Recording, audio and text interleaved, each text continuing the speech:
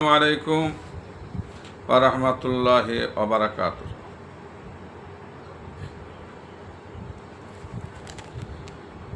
আউযু বিল্লাহি মিনাশ শাইতানির রাজীম। বিসমিল্লাহির রহমানির রহিম। আলহামদুলিল্লাহি নাহমাদুহু ওয়া নাস্তাঈনুহু ওয়া নাস্তাগফিরুহু ونؤمن به ونتوكل عليه ونعوذ بالله من شرور أنفسنا ومن سيئات أعمالنا من يهده الله فلا مضل له ومن يضلله فلا هادي له আলহামদুলিল্লাহ।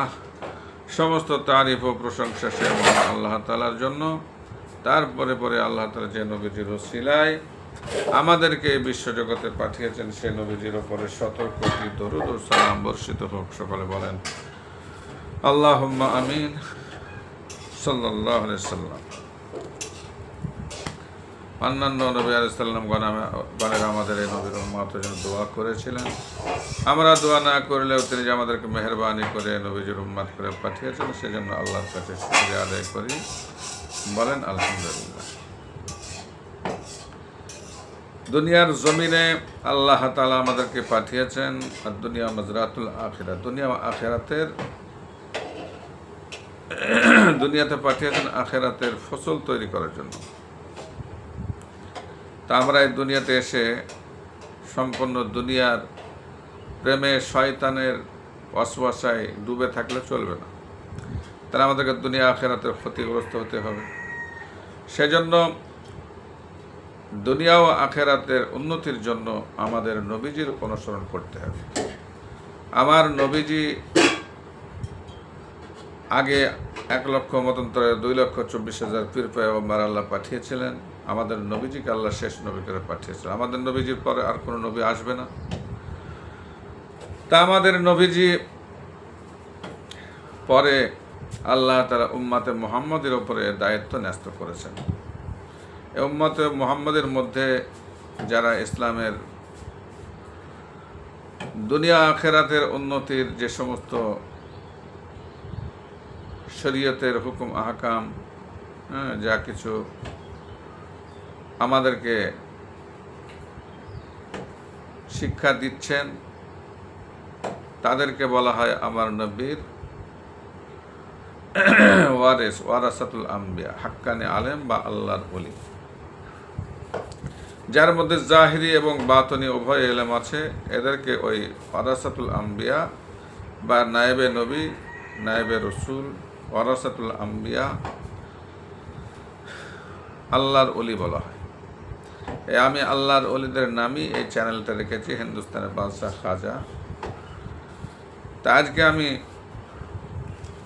এই চ্যানেলে আমি অনেক আল্লাহর ওলিদের জীবনে আলোচনা করেছি। আজকে আমি একটা আল্লাহর ওলির জীবনে আলোচনা করব। জগৎ বিখ্যাত আল্লাহর ওলি হযরত আব্দুল্লাহ ইবনে মুবারক রাহমাতুল্লাহ আলাইহি হুজুরের জীবনে আলোচনা করব।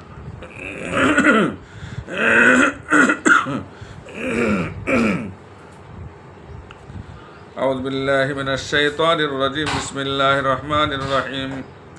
হযরত আব্দুল্লাহ ইবনে মুবারক রাহমাতুল্লাহ আলাইহি প্রচণ্ড শীত, চারপাশে জমে উঠেছে বরফের পাহাড়। এক তরুণ প্রেমিক দাঁড়িয়ে আছেন ঘরের এক দেওয়ালের পাশে। এক সুন্দরী যুবতীকে এক নজর দেখবেন, এক সুন্দরী যুবতীকে এক নজর দেখবেন তিনি। তার রূপের ফাঁদে তিনি আটকা পড়েছেন। দাঁড়িয়ে আছে সন্ধ্যা থেকে ভোর পর্যন্ত। ঠান্ডায় বরফে তার শরীর জমে গিয়েছে। তিনি অবশ, হুঁশও নেই। ফজরের আজান শুনে তার মনে হলো বুঝি এশার আজান হচ্ছে। ক্রমশ রাতের আধার সরে যায়। পূর্বালি সূরজের আলো এসে পড়ল তার চোখে মুখে। এই আলো যেন পৌঁছে যায় তার চেতনার ভিতরে। চমকে ওঠেন তিনি। এক যুবতীর আশায় তিনি ঠাঁই দাঁড়িয়ে আছেন বরফের রাজত্বে। অতিবাহিত হয়েছে একটি সুদীর্ঘ শীতার্ত রাত। আত্মধিক্কারে তিনি ক্লিষ্ট হলেন। ছি ছি ছি, প্রবৃত্তির তাড়নায় একটি পুণ্যময় রজনী এইভাবে কেটে গেল। এর বদলে যদি এবারতে নিমগ্ন হতাম। তীব্র অনুশোচনায় তরুণ যেন নতুন হয়ে গেলেন। তার নারী প্রেম রূপান্তরিত হলো আল্লাহ প্রেমে। গভীর সাধনায় তিনি মগ্ন হলেন, আর আল্লাহর অশেষ করুণায় তিনি সিদ্ধ লাভ করলেন। এই রূপান্তরিত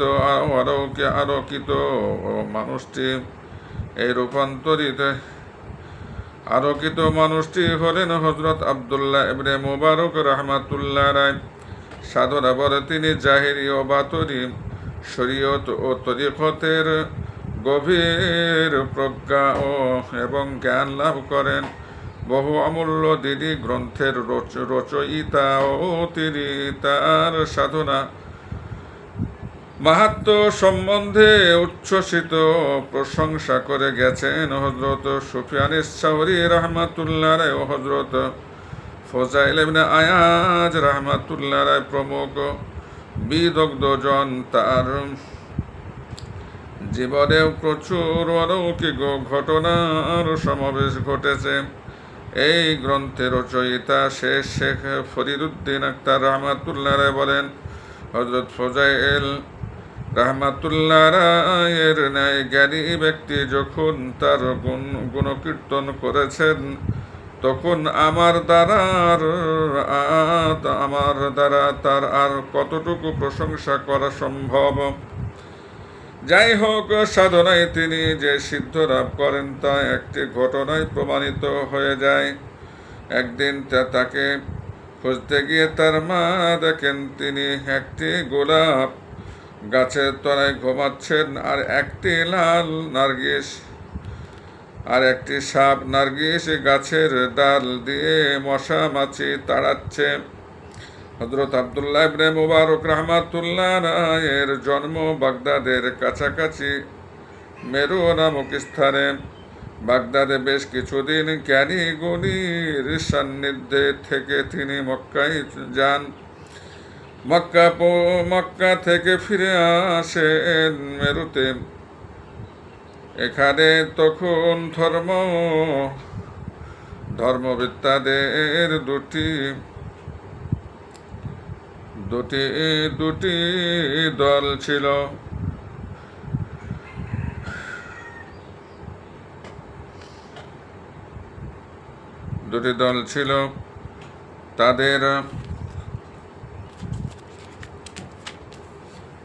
তাদের সঙ্গে আব্দুল্লাহ রাহমাতুল্লাহ আলাইহি ইবনে মুবারক রাহমাতুল্লাহ আলাইহির সুসম্পর্ক স্থাপিত হয়। তারা তাকে ভালোবাসতেন। কোনো মতো দ্বন্দ্ব ঘটলে তিনি তার মীমাংসাও করে দিতেন। পরে তিনি আবার মক্কায় যান ও সেখানে স্থায়ীভাবে বসবাস শুরু করেন। তার জীবনপঞ্জি বড় বিচিত্র। তিনি 1 বছর হজ আদায় করতেন, পরের বছর যোগ দিতেন যুদ্ধে এবং তারও পরবর্তী বছরে ব্যবসা বাণিজ্য করতেন, আর তাতে যে লাভ হতো তা দান করতেন। শিষ্যদের কিছু অংশ দিয়ে গরিব দুঃখীকে খেজুর কিনে দিতেন। খেজুর খেতে হতো তার সামনে, কেননা পরে তিনি আটিগুলো গুনে দেখে সংখ্যা অনুসারে তাদের অর্থ দান করতেন, এবং অর্থাৎ যে যত বেশি খেজুর খেত সে তত বেশি টাকা পেত। কিছুদিন তার সঙ্গে ছিল একটা বাজে রোগ। প্রচুর বদ অভ্যাস ছিল তার। সে যখন সঙ্গ ছাড়ল তখন তিনি এই বসে কাঁদতে থাকেন। লোকটি তো বিদায় হয়ে গেল, কিন্তু তার বদ অভ্যাস তার থেকে বিদায় হলো না। আল্লাহ তাকে অলৌকিক শক্তি দান করেন। তার প্রার্থনা একটি অন্ধ লোক দৃষ্টি শক্তি ফিরে পায়। একবার তিনি হজে বেরিয়ে পড়েন, কিন্তু ঘটনাচক্রে তার বেশ কিছু সময় নষ্ট হয়ে যায়। হজের আর মাত্র 4 দিন বাকি। তিনি ধরে নিলেন এবার তার আর হজ করা হবে না। হঠাৎ এক বৃদ্ধ এসে তাকে বললেন, আপনি আমার সঙ্গে আসুন, আপনাকে আরাফাত পর্যন্ত পৌঁছে দেব। তিনি তার সহযাত্রী হলেন। পথে কোনো নদী পড়লে বৃদ্ধা তাকে চোখ বন্ধ করতে বলতেন, তিনি তা করতেনও। তখন মনে হতো এক হাঁটু বা এক কোমর পানির মধ্য দিয়ে হেঁটে চলেছেন। বৃদ্ধা তাকে সত্যি আরাফাতে পৌঁছে দেন। যথারীতি হজ আদায় হয়। হজ সম্পন্ন করে বৃদ্ধা তাকে নিয়ে যান তার এক পুত্রের কাছে। অতি ক্ষীণ দুর্বল এই যুবকটি বসেছিলেন এক পর্বত গুহায়।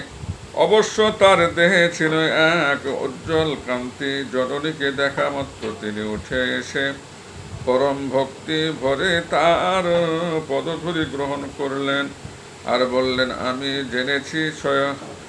জেনেছি আল্লাহ আপনাদের এখানে পাঠিয়েছেন আমার কাফন দাফনের জন্য, কেননা আমার মৃত্যু আসন্ন। এই কথা বলেই যুবক শেষ নিঃশ্বাস ত্যাগ করলেন। হযরত আব্দুল্লাহ ইবনে মুবারক রাহমাতুল্লাহ স্বহস্তে তার দাফন কার্য শেষ করলেন। আর বৃদ্ধা তাকে ওখানে বিদায় দিলেন। বললেন, বাকি জীবন তিনি তার পুত্রের কবরের কাছেই কাটিয়ে দেবেন। আরো বললেন, আগামীবার হজে মৌসুমে তার সঙ্গে আর দেখা হবে না। তিনি তার জন্য আল্লাহর কাছে প্রার্থনা করার অনুরোধ জানালেন। হযরত আব্দুল্লাহ ইবনে মুবারক রাহমাতুল্লাহ আলাইহি একবার হজে গিয়ে হযরত আব্দুল্লাহ কিছুক্ষণের জন্য শুয়ে পড়েন হরম শরীফে। আর একটি স্বপ্ন দেখেন। একজন ফেরেশতা আরেকজন ফেরেশতাকে জিজ্ঞেস করেছেন, এবার হজযাত্রীর সংখ্যা কত বলতে পারো কি? তিনি বললেন, 6 লক্ষ। কত জনের হজ কবুল হয়েছে? আবার প্রশ্ন উত্তর হলো একজনেরও নাম। হযরত আব্দুল্লাহ স্বপ্নের মধ্যে একথা শুনে হতবাক বললেন, কত মরু প্রান্তর পার হয়ে কত কষ্ট ক্লেশ সহ করে লোক হজ করতে এলো, আর তার সবই ব্যর্থ হলো। প্রশ্নকারী ফেরেশতা বললেন, না, তা নয়, তবে ঘটনাটি শুনে নিন। দামেস্ক শহরে এক মুচি আলী ইবনে মুআফিক এবার হজে আসেননি বটে, কিন্তু তার হজ কবুল হয়েছে। আর তার ওসিলায় আল্লাহ প্রত্যেকের হজ কবুল করেছেন। এই আশ্চর্য স্বপ্ন দেখে উক্ত মুচিকে দেখার জন্য হযরত আব্দুল্লাহ ইবনে মুবারক রাহমাতুল্লাহ দামেস্কে গেলেন। তার বাড়িরও খোঁজ পেলেন। দরজায় ডাকাডাকি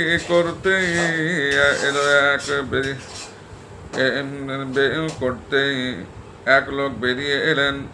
হযরত আব্দুল্লাহ ইবনে মুবারক রাহমাতুল্লাহ আলাইহি তার নাম জিজ্ঞেস করলেন। নাম জেনে নিয়ে বুঝলেন ইনি সেই লোক। তবু জিজ্ঞেস করলেন, আপনি কি করেন? তিনি বললেন, আমি জুতা সেলাই করি।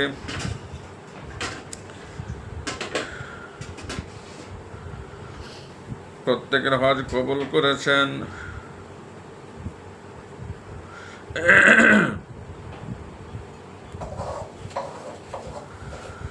তবু আব্দুল্লাহ ইবনে বেরিয়ে এলেন। তার নাম জিজ্ঞেস করলেন। নাম জেনে নিয়ে বুঝলেন ইনি সেই লোক। তবু জিজ্ঞেস করলেন, আপনি কি করেন? তিনি বললেন, আমি জুতা সেলাই করি। অতএব আর কোনো সন্দেহ রইল না তার কাছে। স্বপ্নের বিবরণ প্রকাশ করলেন মুচি। এবার তার নামও জিজ্ঞেস করলেন। নাম শোনা মাত্র অজ্ঞান হয়ে পড়লেন। কিছুক্ষণ পর তার জ্ঞান ফিরে এলে তিনি তার অবস্থা জানতে চাইলেন। বা আলী ইবনে মুআফফিক বললেন, 30 বছর ধরে আমার মনে হজ করার প্রবল ইচ্ছা, কিন্তু আর্থিক অনটনের জন্যই তা আর হয়ে ওঠেনি। বহু কষ্ট করে এবার 1000 টাকা জোগাড় হলো। বহু কষ্ট করে এবার 3000 টাকা জোগাড় হলো। হজের জন্য প্রস্তুত চলছে। হঠাৎ এক রাতে আমার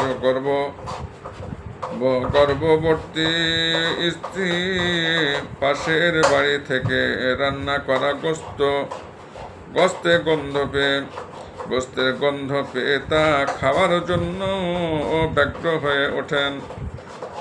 ব্যগ্র হয়ে উঠল। আর ও বাড়ি থেকে কিছু গোস্ত আনার জন্য আমাকে সে অনুরোধ করল। স্ত্রীর অনুরোধে লজ্জা ত্যাগ করে আমি পাশের বাড়িতে গিয়ে একটু গোস্ত চাইলাম, কিন্তু গৃহকর্ত্রী বিনীতভাবে বললেন, এ গোস্ত আপনাদের দেওয়া যাচ্ছে না, কেননা আপনাদের পক্ষে তা নাজায়েজ, অবশ্য আমাদের কাছে বৈধ। কারণ শুনলেই বুঝতে পারবেন, গত 7 দিন ধরে আমি ছেলে মেয়েদের জন্য কোনো খাবার জোগাড় করতে পারিনি। ক্ষুধার জ্বালায় তারা মরে আর কি। শেষ পর্যন্ত একটা মৃত গাধার খোঁজ পেয়ে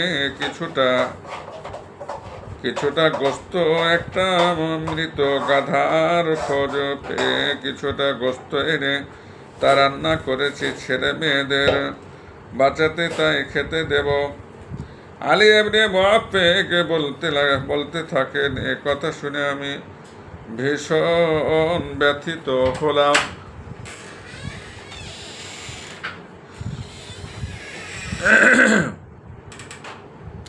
পরিবারটির প্রতি সহানুভূতিতে আমার হৃদয় ভরে গেল। আমি তখনই বাড়িতে এসে আমার সংগৃহীত অর্থ গৃহকর্ত্রীর হাতে দিয়ে তার অনাথ সন্তানদের খাওয়া পড়ার ব্যবস্থা করতে বললাম। আর আমার মনে হলো, পরিস্থিতির পরিপ্রেক্ষিতে এই হলো আমার আসল হজ। স্বপ্নে ফেরেশতাগণ যা বরাবরে করেছিলেন তার মর্ম হযরত আব্দুল্লাহ ইবনে মুবারক রাহমাতুল্লাহ আলাইহির কাছে এখন স্পষ্ট হয়ে গেল। হযরত আব্দুল্লাহ ইবনে মুবারক রাহমাতুল্লাহ আলাইহি এর এক কৃতিদাস ছিল। তার সঙ্গে চুক্তি ছিল, কাজকর্ম করার পর সে যদি তাকে কিছু অর্থ দিতে পারে তাহলে তাকে মুক্তি দেওয়া হবে। বেচারা চুক্তি পালনের চেষ্টা করত, কিন্তু একদিন তার বিরুদ্ধে অভিযোগ এলো সে নাকি মৃতের কাফন চুরি করে আর তা বিক্রি করে যে পয়সা পায় তা মনিবকে দেয়। এই অভিযোগে হযরত খুবই ক্ষুব্ধ হলেন। আর এক রাতে রীতিদাস যখন বাড়ি থেকে বের হচ্ছে, তখন তিনিও খুব গোপনে তাকে অনুসরণ করলেন। সত্যি কবরস্থানে গিয়ে সে একটি কবর খুঁড়ে তার মধ্যে ঢুকে পড়ল, কিন্তু কোথায় কাফন চুরি। একখানা চটের কম্বল পরে ও গলায় একটি লোহার শিকল ঝুলিয়ে সে নামাজ পড়তে শুরু করলো। এ দৃশ্য দেখে আব্দুল্লাহ আশ্রুসিক্ত হলেন। আর বাড়ি না ফিরে তিনিও কবরের অদূরে আল্লাহর ধ্যানে মগ্ন হলেন। প্রভু রইলেন বাইরে আর চিত্ত কবরের ভিতরে। দুটি মগ্ন হৃদয় উপাসনায় কেটে গেল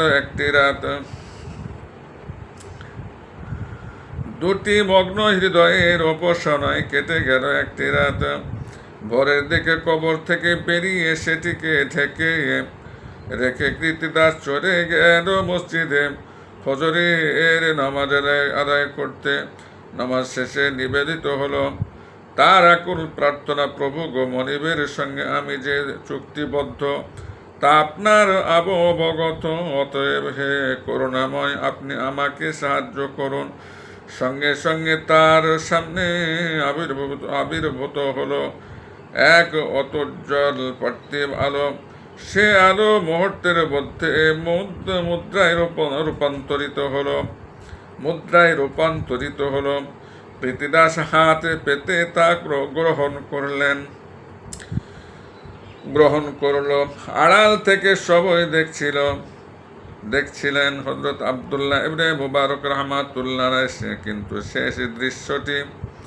কিন্তু শেষ দৃশ্যটি দেখে সম্বিত হারালেন। পরে অবস্থা যখন স্বাভাবিক হয়ে এলো, তখন দৌড়ে গিয়ে বুকে চেপে ধরলেন কৃতদাসকে। তার গালে কপালের অজস্র চুম্বন এঁকে দিয়ে তিনি বলে উঠলেন, আমার মতো ইবনে মুবারক সহস্র প্রাণ তোমার মতো দ্বিত্বের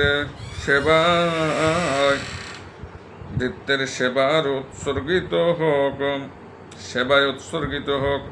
আর তুমি যদি আমার মনিব হতে আর আমি হতাম তোমার দ্বিত্ব, তাহলে তাই হতো উত্তম। গুপ্ত রহস্য ফাঁস হয়ে গেল দেখে ভৃত্য বড় সংকুচিত হয়ে পড়ল। আল্লাহর দরবারে সে মুনাজাত করল, আমার যা গোপন আপনি তা প্রকাশ করে দিলেন। প্রভু, এখন আর এ পার্থিব জগতে থাকার আমার কোনো ইচ্ছা নেই। আপনি তাড়াতাড়ি আপনার এ অধম বান্দাকে এখান থেকে তুলে নিন। আশ্চর্য প্রভু, বুকে অরিঙ্গনাবদ্ধ অবস্থায় ভৃত্যের শেষ নিঃশ্বাসটি শেষবারের মতো বেরিয়ে গেল। আর আব্দুল্লাহ ইবনে মুবারক রাহমাতুল্লাহ ঘটনায় হতভম্ব হয়ে পড়লেন। পরে অবশ্য ভৃত্যের পরনে যে চটের কম্বল ছিল সেটাকে কাফন করে জানাজা আদায় করে তাকে খবর দিলেন। আর ওই রাতেই তিনি স্বপ্ন দেখলেন রাসূল করিম সাল্লাল্লাহু আলাইহি সাল্লাম হযরত ইব্রাহিম আলাইহিস সালামকে সঙ্গে করে তার কাছে এসে বললেন, আমার একান্ত বন্ধু ও আল্লাহর প্রিয় ব্যক্তিকে চটে কাফন পরিয়ে দাফন করলেন কেন? সুবহানাল্লাহ, কত বড় আল্লাহর ওলি ছিল।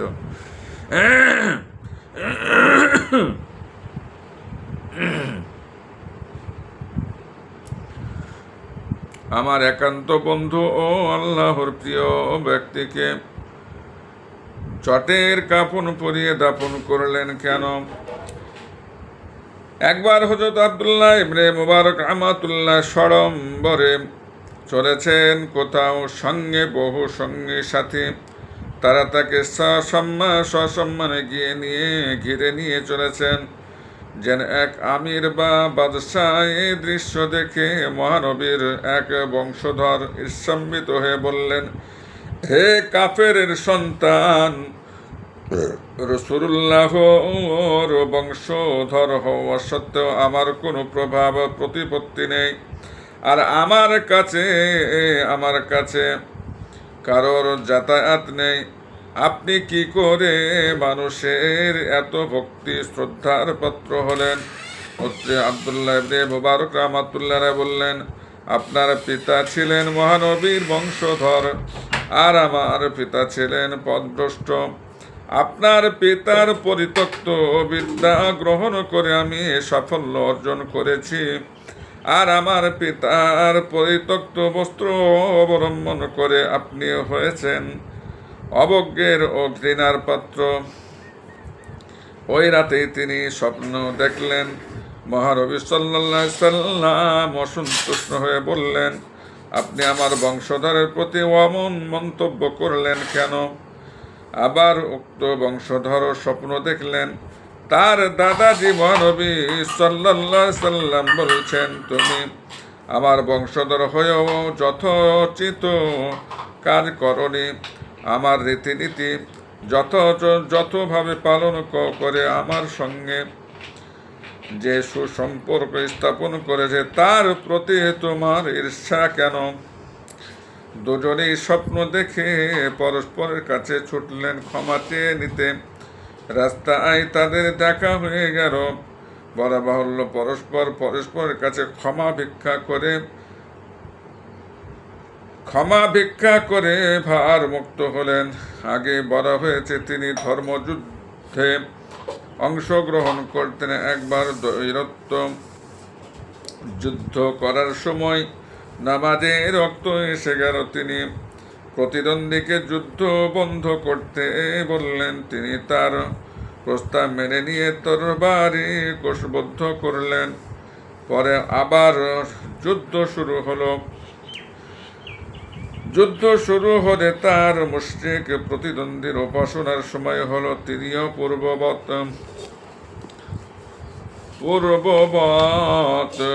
সাময়িকভাবে যুদ্ধ বিরতি ঘটিয়ে উপাসনা শুরু করলেন। যখন তিনি তার আরাধ্য দেবতার উদ্দেশ্যে ষষ্ঠাঙ্গে প্রণামে রত হলেন, তখন সেই সুযোগ গ্রহণ করে তার অবনমিত মস্তক দ্বিখণ্ডিত করার জন্য আব্দুল্লাহ ইবনে মুবারক রাহমাতুল্লাহ তরবারি উত্তোলন করলেন। সঙ্গে সঙ্গে শোনা গেল দৈববাণী, সাবধান, তুমি কি করতে চলেছ? হোক সে মুশরিক, কিন্তু তুমি তার সঙ্গে প্রতিশ্রুতি ভঙ্গের দণ্ড কি ভয়ঙ্কর তুমি কি জানো না? কি ভয়ঙ্কর তুমি জানো? আকাশবাণী শুনে অন্তরাত্মা কেঁপে উঠল। আব্দুল্লাহ ইবনে মুবারক রহমাতুল্লাহ হুজুরের তরবারি নামিয়ে তিনি আল্লাহর ভয়ে আকুলভাবে কেঁদে উঠলেন। এদিকে প্রতিদ্বন্দ্বী যোদ্ধার উপাসনা শেষে তিনি কান্নার কারণ জিজ্ঞেস করলে আব্দুল্লাহ ইবনে মুবারক রহমাতুল্লাহ ঘটনাটি তাকে খুলে বললেন। ঘটনার বিবরণ শুনে তিনিও ভীষণ জোরে চিৎকার থরথর করে কেঁদে উঠলেন। বললেন যে আল্লাহর শত্রুর পক্ষ অবলম্বন করে মিত্রকে বিশ্বাস ভঙ্গের দণ্ডদানের ধমক দেন, সে আল্লাহর অনুগত্য না করে যারা অন্য উপাসনা করে তাদের মতো হতভাগ্য আর কেউ নেই। হে আব্দুল্লাহ, আপনি আমাকে এখনই ইসলাম ধর্মে দীক্ষা দিন। মুহূর্তের মধ্যে রক্ত পিপাসু শত্রু পরম মিত্রে পরিণত হলো। হযরত আব্দুল্লাহ ইবনে মুবারক রাহমাতুল্লাহ হুজুরের হযরত সুহাইল রাহমাতুল্লাহ নামে এক সাধক প্রায় হযরত আব্দুল্লাহ ইবনে মুবারক রাহমাতুল্লাহ দরবারে আসেন। নানা বিষয়ে আলোচনা হয়। একদিন আসর শেষে ফিরছেন হঠাৎ আব্দুল্লাহ ইবনে মুবারক রাহমাতুল্লাহ রায়কে বললেন, আমি আর কোনোদিনই এখানে আসছি না, কারণ আজ আমি আপনার বাড়ির নিকটবর্তী হলে ছাদের ওপর থেকে আপনার দাসীরা সুহাইল ওপরে আসুন বলে আমাকে ডাকাডাকি করেছিল। আমার খুব খারাপ লেগেছে। একথা শোনা মাত্র হযরত আব্দুল্লাহ ইবনে মুবারক রাহমাতুল্লাহ রায় উপস্থিত লোকজনকে বললেন, তোমরা এসো, সুহাইলের জানাজা আদায় করতে হবে। হলো ঠিক তাই। কিছুক্ষণ পরে সুহাইল রাহমাতুল্লাহ শেষ নিঃশ্বাস ত্যাগ করলেন। কাফন দাফন জানাজা যথারীতি সম্পন্ন করে কৌতূহলী লোকজন তাকে জিজ্ঞেস করল, সুহাইল রাহমাতুল্লাহ রায় জীবিত থাকতেই আপনি আগাম তার জানাজার কথা কিভাবে ঘোষণা করলেন? তিনি বললেন, যখন তিনি ছাদের দাসীদের আহ্বানের কথা বললেন, তখনই আমি বুঝে নিয়েছিলাম সে ডাক দাসীদের নয়, জান্নাতের হুরগণ তাকে ডাক দিয়েছেন। জান্নাতের হুরগণ তাকে ডাক দিয়েছে, কেননা আমার এখানে কোনো দাসী বাদী নাই। এক পাদ্রী আল্লাহর ভয়ে ভীত হয়ে প্রচুর ইবাদত উপাসনা করে খুব দুর্বল হয়ে পড়েছিলেন। হযরত আব্দুল্লাহ ইবনে মুবারক রাহমাতুল্লাহ তাকে জিজ্ঞেস করেন, আল্লাহর পথ কেমন? পাদ্রী বললেন, আপনি যখন বিজ্ঞ ব্যক্তি তখন আল্লাহ ও তার পথের পরিচয় নিশ্চয় আপনার অজ্ঞাত নয়। সত্যি বলতে কি আমি আজ অবধি আল্লাহকে চিনতে পারিনি, আর তার পরিচয় না জেনে উপাসনা করতে করতে দুর্বল হয়ে পড়েছি।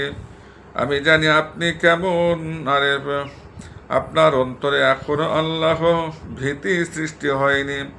পাদ্রীর কথা শুনে হযরত আব্দুল্লাহ ইবনে মুবারক রাহমাতুল্লাহ আলাইহি এর মনে সেদিন থেকে আল্লাহর ভয় ক্রমশ বৃদ্ধি পেতে লাগলো।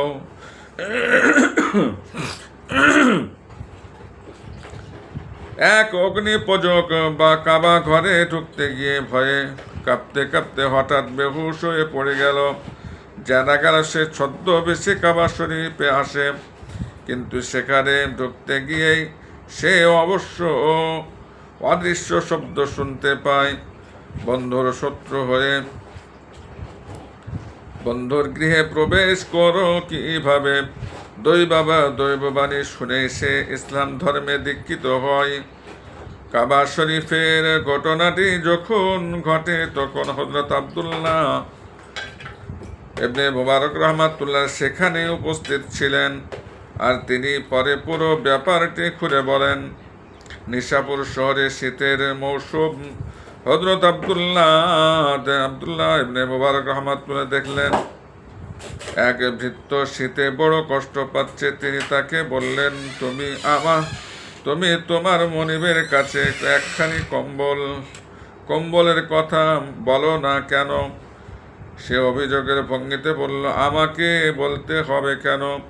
তিনি আমার অবস্থা দেখতে পান না? তার কথায় গভীরভাবে আলোড়িত হয় আব্দুল্লাহ ইবনে মুবারক রাহমাতুল্লাহ আলাইহি হুজুরের মন। তিনি বলতেন, কেউ তরিকত হাসিল করতে চাইলে সে যেন এই বৃত্তের কাছে তা শিখে নেয়। এক অগ্নি উপাসক কথা প্রসঙ্গে বললেন, জ্ঞানীগণ সেই কাজটি প্রথম দিনই করে, নির্বোধরা যা 3 দিন পরে করে। কথা খুব মূল্যবান মনে হয় হযরত আব্দুল্লাহ ইবনে মুবারক রাহমাতুল্লাহ হুজুরের। তিনি লোকদের বললেন, তোমরা এই কথাটি মনে রাখবে, এটি বড় উপদেশ। হযরতের নিজস্ব উপদেশগুলো জ্ঞানগর্ভ ছিল। যেমন, এক মানুষের জন্য সর্বাপেক্ষা উত্তম কি? তার উত্তর অধিক জ্ঞান ও বুদ্ধি। প্রশ্ন, তা যদি না থাকে? উত্তর, তাহলে সৎ স্বভাব বিশিষ্ট হওয়া। প্রশ্ন, যদি তাও না থাকে? উত্তর, তাহলে সৎ লোকের কাছ থেকে পরামর্শ নিয়ে কাজ করা। প্রশ্ন, যদি তাও না হয়? উত্তর, তাহলে চুপ করে থাকা। প্রশ্ন, যদি তাও না হয়, তাহলে তাড়াতাড়ি সরে যাওয়া ভালো।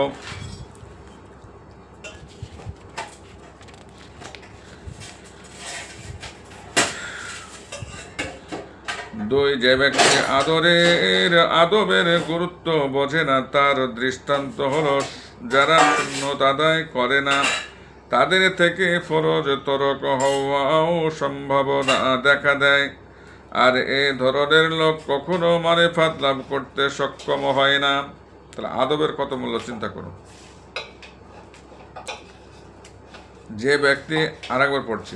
যে ব্যক্তি আদবের গুরুত্ব বোঝে না, তার দৃষ্টান্ত হলো যারা সুন্নত আদায় করে না, তাদের থেকে ফরজ তরক হওয়ারও সম্ভাবনা দেখা দেয়। আর এ ধরনের লোক কখনো মারিফাত লাভ করতে সক্ষম হয় না। দিন আল্লাহর প্রকৃত বন্ধু এক পরকও তার স্মরণ থেকে বিরত থাকে না। এটা খুব মূল্যবান কথা। 3 আল্লাহর প্রকৃত বন্ধু এক পলকও তার স্মরণ থেকে বিরত থাকে না। সুবহানাল্লাহ, সুবহানাল্লাহ, আলহামদুলিল্লাহ, আল্লাহু আকবার। চার, বেশি বিদ্যা অর্জন অপেক্ষা কম আদব শিক্ষা করা অনেক ভালো। 5, মানুষকে 1 দিরহাম কর্জে হাসানা প্রদান করা 1000 দিরহাম দান করা অপেক্ষা বেশি পুণ্যের কাজ। এটাও খুব মূল্যবান। 5 নম্বর তার একবার পড়ছে শুনে, মানুষকে 1 দিরহাম কর্জে হাসানা প্রদান করা 1000 দিরহাম দান করা অপেক্ষা বেশি পুণ্যের কাজ। 6, সন্তান সন্ততির ভরণ পোষণের সঙ্গে সঙ্গে কেউ যদি তাদের ধর্মীয় শিক্ষা দান করে তবে সে জেহাদের পুণ্যপ্রাপ্ত হয়। 7, অন্তরের ব্যাধি নিরাময়ের উপায় কি? তার উত্তর, আল্লাহর নৈকট্য লাভের চেষ্টা ও মানুষের সহচর্য ত্যাগ করা। সুবহানাল্লাহ। 8, ধ্যানের মাধ্যমে অন্তরের ভয় দূরীভূত হয়, মনে সান্ত্বনা আসে। 9, পরনিন্দা পরচর্চা যদি করতেই হয় তাহলে সে যেন পিতামাতার নিন্দা করে, কেননা তাহলে সন্তানের অর্জিত পুণ্যগুলো পিতামাতার আমলনামায় গণ্য হবে। 10, এক যুবক হযরতের দরবারে এসে অত্যন্ত দ্বিধাগ্রস্ত হয়ে বলল, হুজুর, আমি এমন পাপ করেছি যা লজ্জাবশত করে বলতে পারছি না, আপনি আমাকে মুক্তির উপায় বলে দিন। হযরত বললেন, আগে কাজটা কি তা বলবে তো, তবে তো মুক্তির পথ বলে দেব। সে বলল, ব্যভিচার করেছি। তিনি বললেন, আমার আশঙ্কা ছিল তুমি বুঝি কারো গীবত করেছ, কেননা গীবত হলো মানুষের হক। সুতরাং যদি গীবত করা হয় এবং সে যদি তা মাপ না করে তাহলে তা মার্জিত হবে না। আর ব্যভিচার হলো আল্লাহর হক। অতএব ব্যভিচার করে যদি পরিষ্কার মনে তওবা করা হয় তবে আল্লাহ তা মাফ করতে পারেন। 11, আল্লাহর প্রতি লক্ষ্য রাখো, অর্থাৎ সর্বদা এভাবে চলবে যেন আল্লাহকে সামনে দেখছো। সুবহানাল্লাহ। 12, একদিন অতিথি এলো ঘরে, কিন্তু আপ্যায়ন করার মতো কিছুই ছিল না। তবুও তিনি স্ত্রীকে বললেন, আপ্যায়নের ব্যবস্থা করো। স্ত্রী তার কথায় ভ্রুক্ষেপ করলেন না। ইসলামের বিধান যে স্ত্রী স্বামীর সৎ নির্দেশ পালন না করে তাকে তালাক দেওয়া যায়।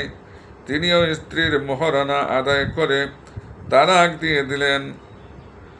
অপরদিকে এক ধর্ম অনুষ্ঠানে তার বক্তৃতা শুনে এক ধনী কন্যা তার প্রতি আকৃষ্ট হন। পিতামাতার কাছে বিবাহের ইচ্ছা প্রকাশ করলে তারা খুশি হয়ে হযরত আব্দুল্লাহ ইবনে মুবারক রাহমাতুল্লাহির হাতে তাকে সর্পদ করেন আর কন্যাকে 50,000 মুদ্রাও দিয়ে দেন। শাদী মুবারক সম্পন্ন হলে হযরত স্বপ্ন দেখলেন, আল্লাহ বলছেন, আমার খুশির জন্য তুমি তোমার স্ত্রীকে তালাক দিয়েছিলে, বিনিময়ে আমি তদপেক্ষা উত্তম স্ত্রীর ব্যবস্থা করে দিলাম, কারণ তুমি যেন দৃঢ় বিশ্বাস রাখতে পারো, যারা আল্লাহর খুশির জন্য ত্যাগ স্বীকার করে আল্লাহ তার বদলা অবশ্যই দেন। ইন্তেকাল, জীবনের অন্তিম লগ্ন ঘনিয়ে এলে তিনি তা বুঝতে পারেন আর যাবতীয় বিষয় সম্পত্তি গরিব দুঃখীদের মধ্যে বিলিয়ে দেন। তার এক ভক্ত তাকে স্মরণ করিয়ে দিলেন যে তার 3টি কন্যা আছেন, তাদের জন্য তিনি কি রেখে গেলেন? তিনি বললেন, আল্লাহকে রেখে গেলাম, যাদের জিম্মাদার স্বয়ং আল্লাহ। তাদের জন্য আমার কিছু করার কি প্রয়োজন? শেষ মুহূর্তে চোখ খুলে ঠোঁটে হালকা হাসির আভাস এনে তিনি বললেন, পুণ্যবানদের কাজ এরূপই হওয়া চাই। কথাটি বলে তিনি চোখ বুঝলেন আর খুললেন না। সুফিয়ান আস-সাওরি রাহমাতুল্লাহ এর মৃত্যুর পর এক ব্যক্তি স্বপ্নে জিজ্ঞেস করলেন, আল্লাহর নিকট কেমন আচরণ পেলেন? তিনি বললেন, আল্লাহ আমাকে ক্ষমা করে দিয়েছেন। তখন তিনি হযরত আব্দুল্লাহ ইবনে মুবারক রাহমাতুল্লাহ এর কথা জিজ্ঞেস করলেন। হযরত সুফিয়ান আস-সাওরি রাহমাতুল্লাহ বললেন, সংক্ষেপে বলতে গেলে তিনি সেই দলেরই একজন যারা প্রতিদিন দুবার আল্লাহর দরবারে হাজির হন। সুবহানাল্লাহ, সুবহানাল্লাহ। এ পর্যন্তই শেষ। আপনারা এই আল্লাহর ওলিদের জীবনে কেন শুনবেন? দিনে একটা করে আল্লাহর ওলির জীবনে যদি শুনেন, ইনশাআল্লাহ আপনি দুনিয়া আখিরাতে আপনার কোনো অসুবিধা হবে না ইনশাআল্লাহ। আসসালামু আলাইকুম ওয়া রাহমাতুল্লাহি ওয়া বারাকাতুহু। আমার জন্য দোয়া করবেন, আমি আপনাদের জন্য দোয়া চাই।